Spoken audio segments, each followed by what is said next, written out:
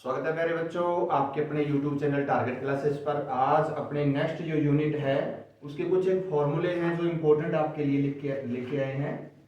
जो ऊंचाई और दूरी वाली यूनिट है 10th क्लास की ऊंचाई और दूरी वाली जो यूनिट है बहुत ही इम्पोर्टेंट यूनिट भी है और बहुत बढ़िया क्वेश्चन है। बढ़िया तरीके से अपने करेंगे भी। उससे पहले अपने जो फॉर्मूले हैं वो आप एक बार चेक करो। देखो इसमें आपको क्या दे रखा है, P x1 और y1 कोई बिंदु है संख्या रेखा पर, उसके निर्देशांक अपने को क्या दे रखे हैं x1 और y1, और q बिंदु है उसके निर्देशांक x2 और y2 दे रखे हैं।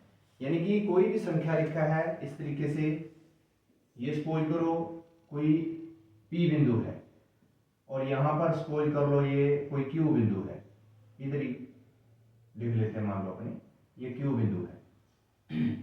ये बीच की दूरी ज्ञात करनी है, यानी कि P और Q के बीच की दूरी ज्ञात करने का फॉर्मूला आपका क्या रहेगा, PQ equal to x2 minus x1 की whole square plus y2 minus y1 की होल स्क्वायर, सारे के ऊपर रूट लग जाएगा। देखो x2 माइनस x1 की whole square plus y2 minus y1 की होल स्क्वायर, ऊपर क्या लग जाएगा, रूट लग जाएगा। जो x होता है इसको हम लोग क्या बोलते हैं, भुजा। x को बोलते हैं भुजा बोलते हैं और y को बोलते हैं कोटि। यानी कि ये वाली जो साइड है x अक्ष होता है इस तरीके से और ये y होता है, ये भुजा कहलाएगी और ये कोटि कहलाएगी। क्लियर।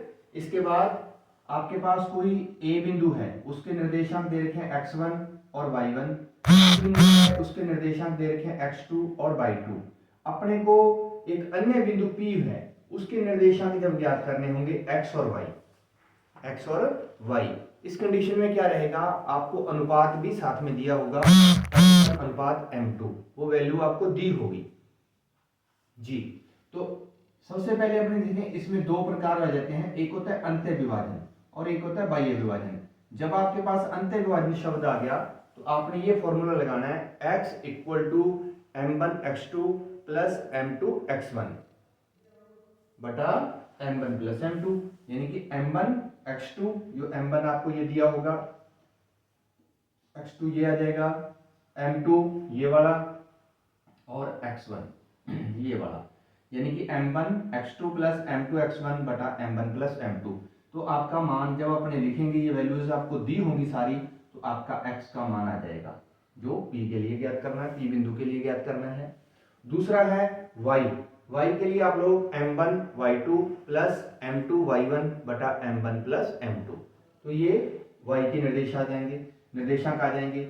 अब देखो जब अंत्य विभाजन लिखा होगा तो ये वैल्यूज जो प्लस है, ये साइन आपका क्या रहेगा, प्लस रहेगा दोनों में, x के लिए भी और y के लिए। जब क्या लिखता है अंत्य विभाजन तो इसमें प्लस का निशान रहेगा।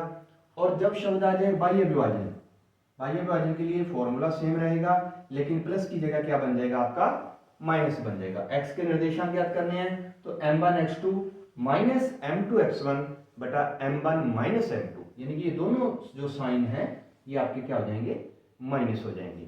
अगर आपने y की वैल्यू ज्ञात करनी है तो m1 y2 minus m2 y1 बटा m1 माइनस m2, ये फॉर्मूला माइनस में हो जाएगा। बस इतना डिफरेंस है।